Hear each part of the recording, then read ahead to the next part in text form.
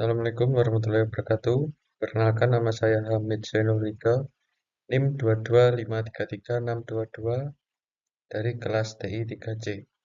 Di sini saya akan menyelesaikan tugas dari jaringan komputer yaitu yang menjelaskan basic switch and device configuration. Yang pertama, sistem operasi. Semua perangkat akhir dan perangkat jaringan memerlukan sistem operasi. Seperti yang ditunjukkan pada gambar, bagian OS yang berinteraksi langsung dengan perangkat keras komputer disebut kernel. Bagian yang berinteraksi dengan aplikasi dan pengguna dikenal sebagai sel.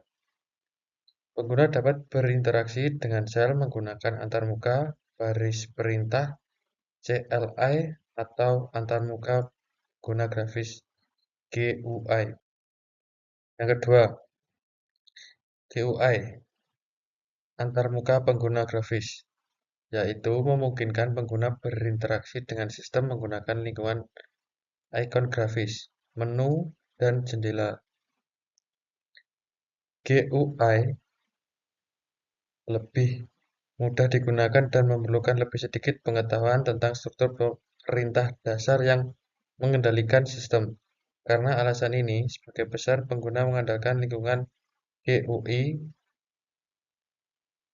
GUI memungkinkan tidak selalu dapat menyediakan semua fitur yang tersedia pada CLI. GUI juga bisa gagal, crash, atau tidak beroperasi sebagaimana ditentukan. Karena alasan ini, perangkat jaringan biasanya diakses melalui CLI. CLI kurang intensif sumber daya dan sangat stabil jika dibandingkan dengan GUI.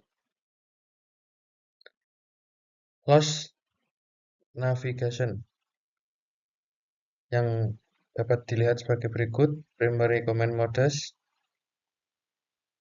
user X mode, CLI simbol lebih besar, privilege flag mode, CLI simbol pagar, configuration mode and subconfiguration mode, yaitu global configuration mode, LAN configuration mode. The command struct user EXEC model CLI simbol lebih besar, privilege EXEC mode CLI simbol pagar. Basic device configuration. Device names. Perintah konfigurasi pertama pada perangkat apapun harus memberikan nama host. 2. Password quit line. Menggunakan kata sandi yang tidak mudah ditebak agar terjamin keamanannya. 3. Configure password. Mengamankan akses user EXEC mode. Menggunakan akses privilege EXEC. Save configuration. Configuration file.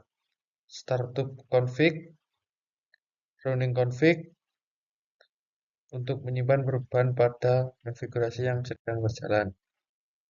Port and address, IP address. Penggunaan alamat IP sebagai sarana utama yang memungkinkan perangkat untuk menemukan dan membangun komunikasi.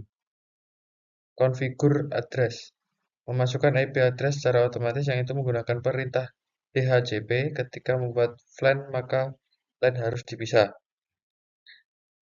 Sekian, terima kasih yang saya dapat sampaikan. Bila ada kata yang kurang lengkap, mohon maaf. Wassalamualaikum warahmatullahi wabarakatuh.